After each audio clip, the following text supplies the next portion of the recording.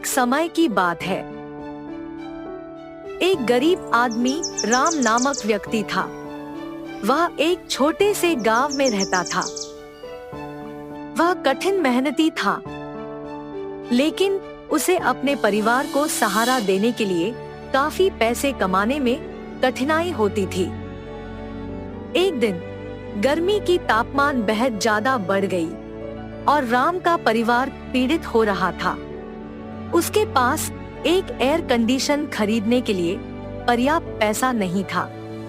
इसलिए उसने फैसला किया कि वह अपना खुद का बना ले।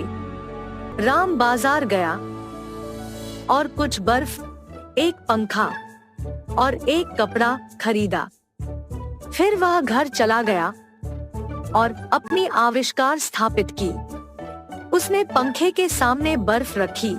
उसने पंखे और बर्फ पर कपड़ा ढलाई। पंखा बर्फ से ठंडी हवा उड़ाता था और कपड़ा एक शीतल, ताजगी भरी हवा बनाती थी।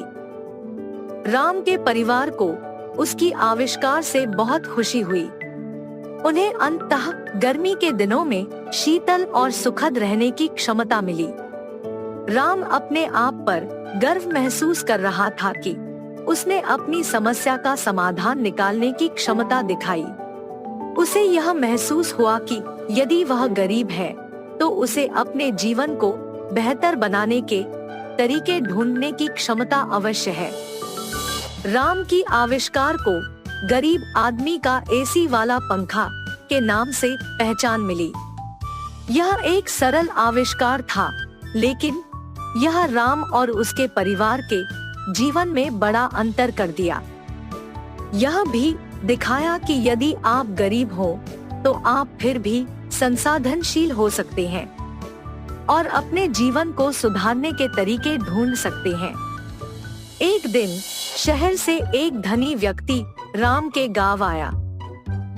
वे राम की आविष्कार पर प्रभावित हो गया और उसने राम से पूछा कि क्या वह उसे बेच सकता है। राम पहले झिझक था, लेकिन अंततः सहमत हो गया। धनी व्यक्ति ने राम को अपनी आविष्कार के लिए एक बड़ी राशि दी और राम ने इस पैसे का उपयोग अपने परिवार के जीवन को सुधारने के लिए किया। राम की कहानी हम सभी के लिए प्रेरणादायक है। यह दिखाती है कि हम चुनौतियों का सामना करते हैं तो हम मेहनत करके और रचनात्मक बनकर उन्हें पार कर सकते हैं। राम की आविष्कार सरल है, लेकिन यह कई लोगों के जीवन में बड़ा अंतर लाने की क्षमता रखती है। हम सभी राम की कहानी से सीख सकते हैं और प्रेरित हो सकते हैं कि हम अपनी रचनात्मकता का उपयोग करके उन समस्याओं का समाधान करें जो हमारे